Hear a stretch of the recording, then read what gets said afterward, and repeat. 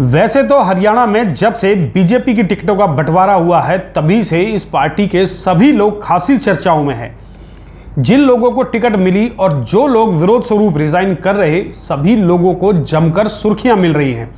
लेकिन इस बीच आज हम एक ऐसे शख्स की बात करेंगे जिनकी चर्चा हरियाणा से लेकर पूरे देश में हो रही है।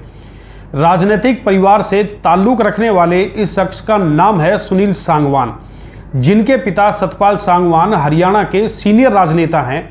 लेकिन आज सुनील सांगवान की चर्चा उनके पिताजी की वजह से नहीं बल्कि पुलिस अफसरी से सीधे राजनीति में आने को लेकर है। और सुनील सांगवान को यह चर्चा हासिल हो रही है डेरा प्रमुख राम रहीम की बदौलत। अब आप सोचेंगे कि आखिर ऐसा क्यों, सुनील सांगवान का राम रहीम से क्या लेना देना, तो जरा रुकिए, आपसे बात करेंगे जरा विस्तार से। दोस्तों नमस्कार, मैं हूं संजय कपूर और आप देख रहे हैं सिटी मेल न्यूज। पहले आपको दादरी से बीजेपी प्रत्याशी बनाए गए सुनील सांगवान का थोड़ा सा परिचय दे दें। दरअसल सुनील सांगवान ने हरियाणा पुलिस में 22 साल तक नौकरी की और वो रोहतक की सोनारिया जेल से लेकर गुरुग्राम की भौंडसी जेल में जेलर रहे। सुनील सांगवान जिस रोहतक जेल में जेलर थे, दरअसल राम रहीम वहां के कैदी थे।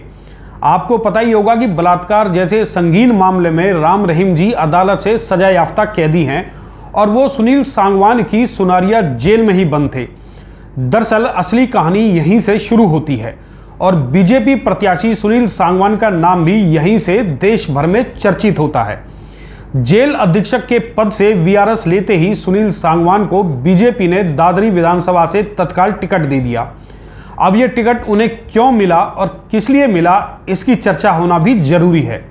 सुनील सांगवान ने अपने 5 साल के कार्यकाल में सोनारिया जेल में रहते हुए बाबा जी की जमकर मौज करवाई और उन्हें पैरोल से फरलो देने में कभी कोई कोताही नहीं बरती।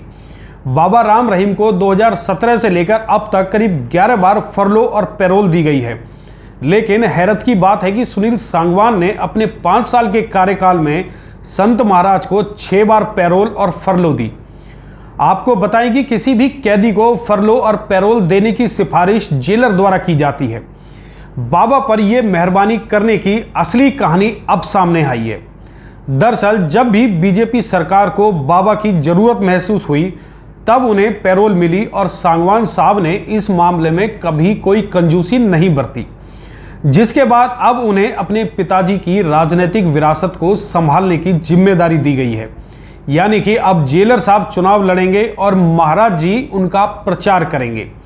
यही चर्चा बीजेपी के लिए चुनावों में एक बड़ा मुद्दा भी बन सकता है।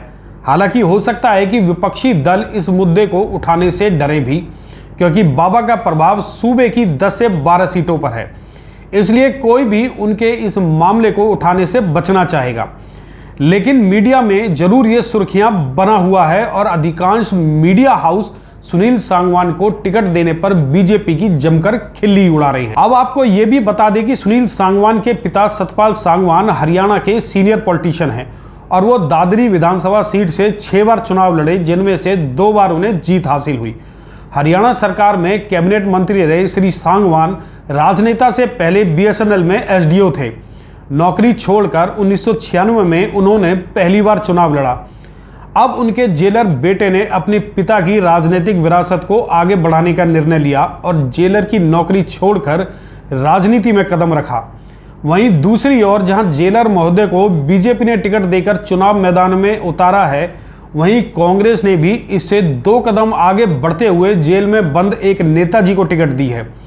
जेल में रहकर चुनाव लड़ रहे इन नेता महोदय का नाम है सुरेंद्र पवार, जिन्हें ईडी ने पिछले दिनों गिरफ्तार किया था और फिलहाल वो जेल में बंद हैं। लेकिन कांग्रेस ने अपने मौजूदा विधायक सुरेंद्र पवार को सोनीपत से टिकट दिया है। अब ये चुनाव बेहद ही दिलचस्प होने जा रहा है, जहां जेलर और जेल में बंद नेता चुनावी राजनीति में अपनी किस्मत आजमा रहे हैं। दोस्तों अब आप इस बारे में क्या कहेंगे, कमेंट बॉक्स में अपने विचार जरूर व्यक्त करें।